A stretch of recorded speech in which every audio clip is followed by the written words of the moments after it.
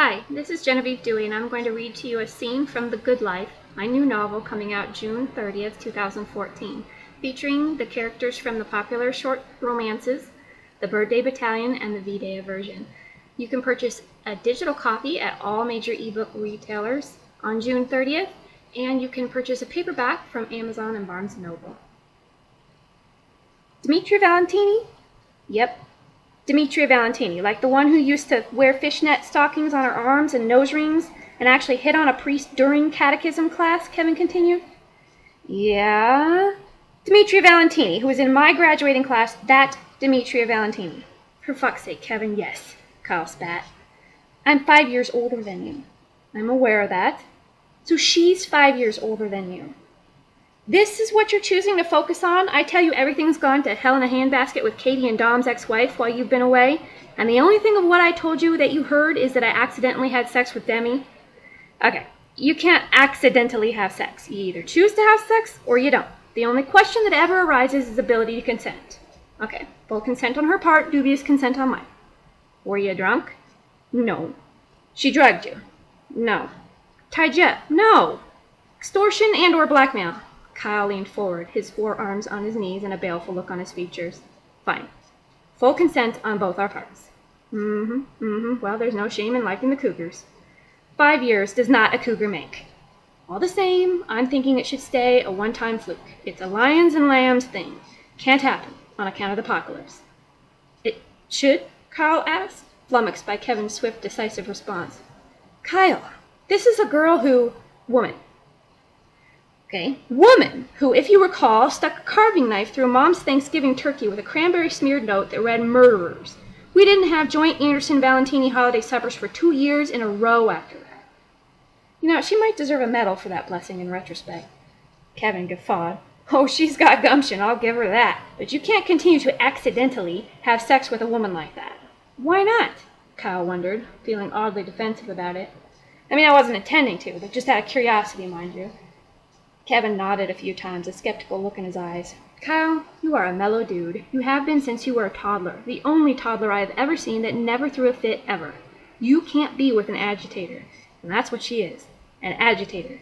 She's a Jackson Pollock, and you're a Thomas Kincaid. I'd go with Andy Warhol. At Kevin's I smell a fart face, he'd clarified. No, for her, I mean. I like to think I'm more of a Caravaggio. Kevin blinked a few times. The point being, he droned on in a slow, derisive manner, that she would drive you crazy. Instead of a peaceful existence, it would be, dear Christ, what is this woman going to do next? Every time you thought of her. Speaking as a man who is in a similar enough career to you, you need to come home to a soft, peaceful landing, not a picket line with legalize it posters. We deal with enough stress for a career. Well, it was just sex. Just a one-time deal, no big thing. Good.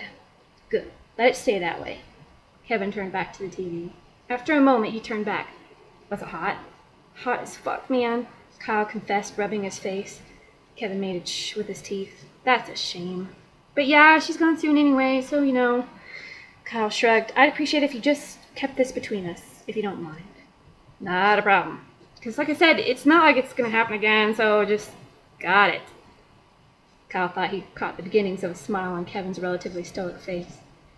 And all that other stuff I said about Isabel and Kate, you planning on offering any advice? Nope. No? Kevin put his feet up on the coffee table. Sounds like you got it handled.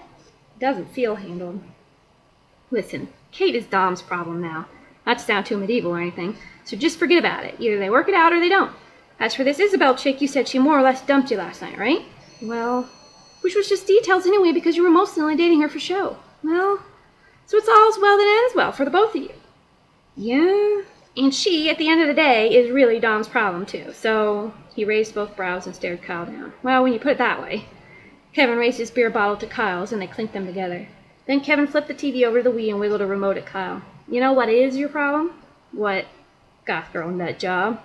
She's not a nut job, and the goth thing was ages ago. She just, I don't know, she runs a store selling all these herbs and soaps and crap, and I think that this flaky thing is just kind of an act she does for the tourists, except for the vegetarianism. Some of it she might actually believe in, but mostly I think it's for shock value. She's actually pretty smart. I mean, she'd have to be to run a successful business this long, and she holds this pagan rally every year. That has to be an organizational nightmare, but supposedly people come from all over and rave about it. Oh yeah? And you know all this through accidental vaginal osmosis. Kyle shrugged. And she's not my problem. Uh-huh. Are you sure you weren't accidentally using police resources to check her out, which is not at all a sign of interest on your part? Kyle compressed his lips before replying. I was not abusing police resources. I happened to be assisting Gates in an investigation of Isabel. And since she is Demi's friend, yes, I happened to come across information on Demi in the course of... Kevin raised his hand. Hold up. What the hell is this? My security clearance outranks yours, and yet you've been withholding this, the juiciest nugget of gossip. No, there is no nugget. I was just explaining. Just forget it. No, There not only is a nugget, this is a 20-pack with extra ranch sauce. And yet you've been barraging me with romantic insipidness and withholding all the good stuff? The doorbell rang, and Kyle and Kevin both looked at the front door, neither bothering to get up. The door opened, and Kate came in. Kyle sighed in relief at the reprieve from Kevin's impending interrogation. Hey, Kyle, I was just... Kevin! Kevin stood up, and she rushed over for a big hug. When did you get here, you sneaky Pete? I need, a re-entry period before I can go full frontal Anderson drama, Kevin chuckled. You just let yourself in everywhere you go? She's got a spare. Don't you remember Mom's meltdown that one summer after she watched the 2020 special on hoarding? She insisted all us kids have spare keys to each other's places. Oh, yeah, vaguely. His chuckles deepened, and he flopped back on the couch. I rang the doorbell, Kate dismissed with a shrug. So what you doing here? Kyle asked. You and Dom have a fight or something? Nope, I'm just being a more adventurous person. Hanging out at your brother's place is adventure? Hanging out somewhere other than my home, without my significant other, spontaneously deviating from my schedule is. Kyle and Kevin shared a look and started laughing. Come on, guys, it's legitimately on my checklist. You have a checklist for how to be adventurous? Pretty sure that's an oxymoronic concept, sis. Kyle laughed. I call shenanigans. Kate's face was starting to get that red hue of embarrassment. Yeah, I think she's spontaneously deviating from something she don't want to do. Where is Dom? Kevin asked.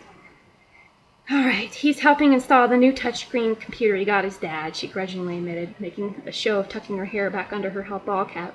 Poor bastard, Kyle and Kevin said in unison and then started laughing again. Plus, I came over because I've been dying to tell Kyle something, and if I don't, I think I might just burst. But you guys have to pinky swear to secrecy. I just can't handle any unsolicited advice from anyone right now. Well, you came to the right place. We are neither one of us prone to offering advice without being forced to, Kevin assured, sparing a don't think I've forgotten about you sort of look for Kyle. I'm pregnant, Kate declared, matter of fact, but with a definite tinge of glee. Does Dom know? Kyle asked. Yes. Cool, Kevin said with a nod. Yeah, congrats. Kate stared at them both for what felt like forever, a look of deep disappointment on her face. That's it? That's all you're going to say? Well, if you wanted more squealing, you should have gone to Candace. And violate a fundamental rule of our family? Never tell an Anderson woman anything unless you want everyone in a 10-county radius to know about it. Truth, Kyle and Kevin said. They chuckled at having unwittingly said it in unison again. She sat crisscross on the couch. So what's new with you guys? Kevin and Kyle shared a quick look. Not much. Not a thing.